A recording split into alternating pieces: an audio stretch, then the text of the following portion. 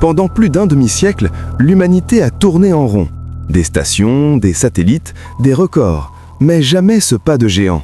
Quitter l'orbite basse et s'enfoncer dans le noir. Depuis Apollo 17, aucun humain n'a traversé ce seuil. Et pourtant, en 2026, cette parenthèse se referme. Pas avec une simple mission, avec une bascule, une nouvelle époque. L'orbite basse, c'est le voisinage. On y vit, on y travaille, on y apprend. Mais au-delà, l'espace lointain commence.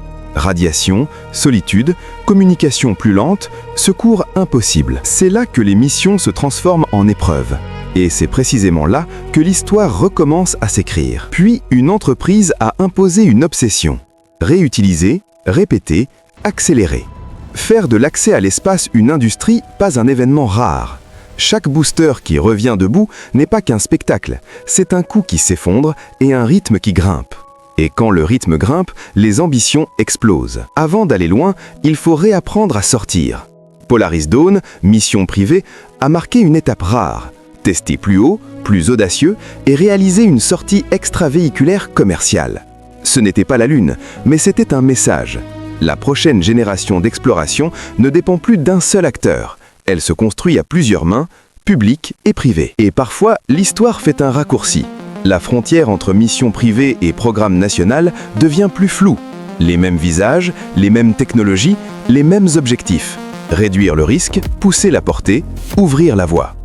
À mesure que 2026 approche, l'exploration devient un écosystème, pas une course solitaire. 2026 ne sera pas seulement une année de test, ce sera le retour humain en espace lointain.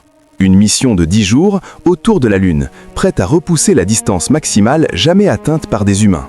Après 1972, la trajectoire se rouvre, et ce moment va reconfigurer tout ce qui vient après. Le chemin n'est pas une ligne droite, c'est une chorégraphie. La gravité, la vitesse, le timing. Un grand 8 spatial calculé à la seconde. Et au bout, une vision que personne n'a vue depuis Apollo. La Terre, plus petite, plus fragile, suspendue dans le noir. Mais aller autour de la Lune n'est qu'un seuil. Pour y retourner, y rester, il faut une autre pièce du puzzle. Un atterrisseur capable de transporter, ravitailler, repartir. C'est ici que SpaceX entre dans l'équation lunaire. Un système basé sur Starship, un ravitaillement en orbite, une logistique spatiale à grande échelle. Une idée simple sur le papier, une révolution dans la réalité. Le vrai défi n'est pas de décoller, c'est de recommencer sans rentrer. Dans l'espace, ravitailler devient un problème de physique pure. Températures extrêmes, fluides capricieux, précision chirurgicale. Réussir ce défi, c'est transformer une fusée en vaisseau, et un vaisseau en infrastructure. On croit que Mars commence à des millions de kilomètres. En réalité, Mars commence ici, dans les tests, les échecs, les répétitions. 2026 rouvre la porte de l'espace lointain.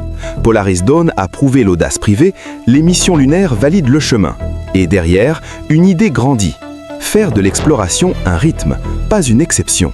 Cette fois, on ne veut pas juste revenir, on veut continuer. Merci pour votre attention. Abonnez-vous, likez, partagez, commentez pour ne pas manquer les prochaines vidéos.